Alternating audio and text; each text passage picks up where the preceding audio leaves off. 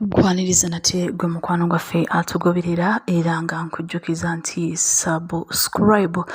Updates pressure yeeyongedde mu gavumenti nate nga twetegekera akalulu k'omwaka gw'2026. Bwe twogerera abakulembeze ab'ennono kakati bwe twogerera bafunye emmotoka nga emmotoka zino za kubasobozesa okuba nga ate batuuka ku bantu baabwe mu communities zaabwe n'okubakubiriza okwencouraginga peace and unity nga tugenda mu kalulu k'omwaka gw'2026.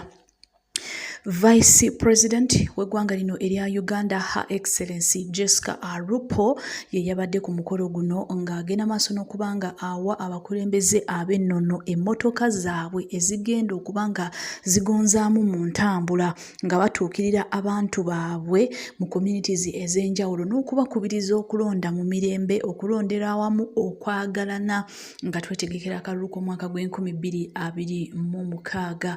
Jessica Alupo yagenze maaso n'okuba nga ate akakasa n'agamba nti abantu bano babawadde emmotoka zino okulaba nga bakubiriza abantu baabwe okubeera n'emirembe, okwagalana ate n'ogenda maaso n'okuba nga beekulaakulanya.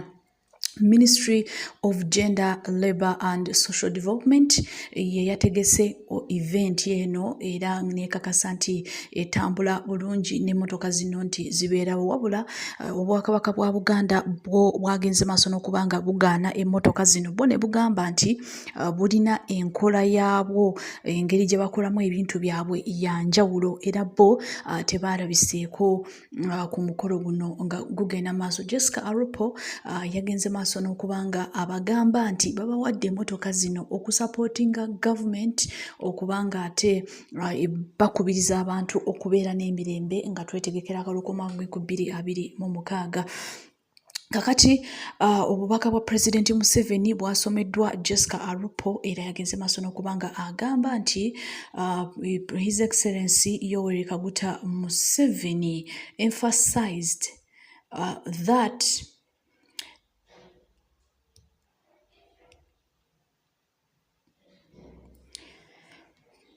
President Museveni recognizes the restoration of cultural institutions as an acknowledgement of the foresight of Uganda's ancestors. These ancestors united numerous clans into kingdoms such as Buganda, Bunyoro, and Ankole, fostering cooperation and reducing conflict, thereby laying the foundation for Uganda's enduring peace and stability.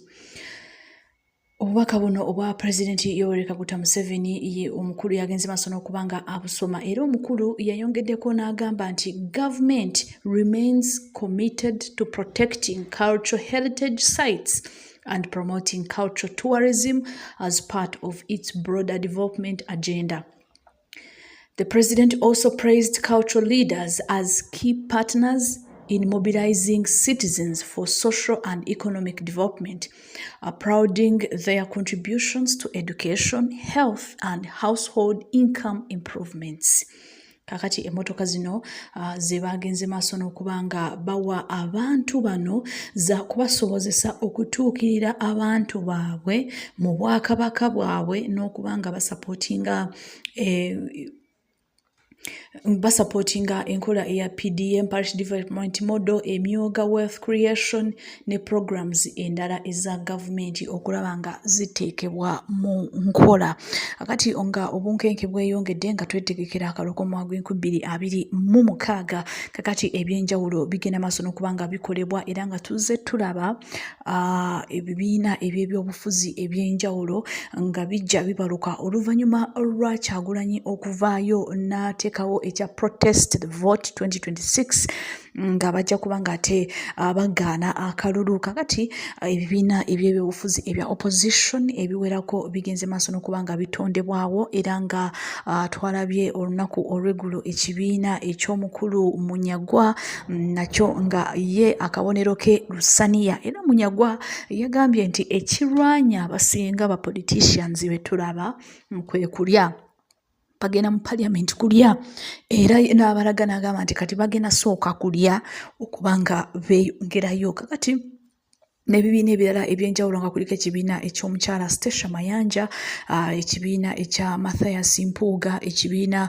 ekya PFF nga muno mulimu Erias Lukwago Ssemujjunganda n'ebibiina ebirala ebyenjawulo nga bino byonna bipya, bino byonna byazze okuba nga bo bagamba nti bakuggyako omukulu Pulezidenti Yoweri Kaguta Museveni, wabula ate ku ludda olulala National Unity Platform ekirabanga abazze okuba nga ate bayamba Museveni okuba nga alemera mu buyinza kakati nga obunkenke bwo bukyali bw'amaanyi ng'ebibiina ebyobufuzi biwerako, wabula ye omukulu Kyagulanyi Ssentamu agamba nti tajja kuva ku mulamwa, ye yajja kubanga anunula eggwanga lino erya Uganda era yakyagenda maaso n'okubanga akola ebyo byateekeddwa okukola, wabula ng'obunkenke bwo bukyali bw'amaanyi, tension ng'ekyali y'amaanyi mu ruling government mu kibiina ekya NRM nga basinga nate bakimye empapula baagala kubanga baddamu nate ne beesimbawo 2026, wabula ng'ebibiina ebyobufuzi ebyazze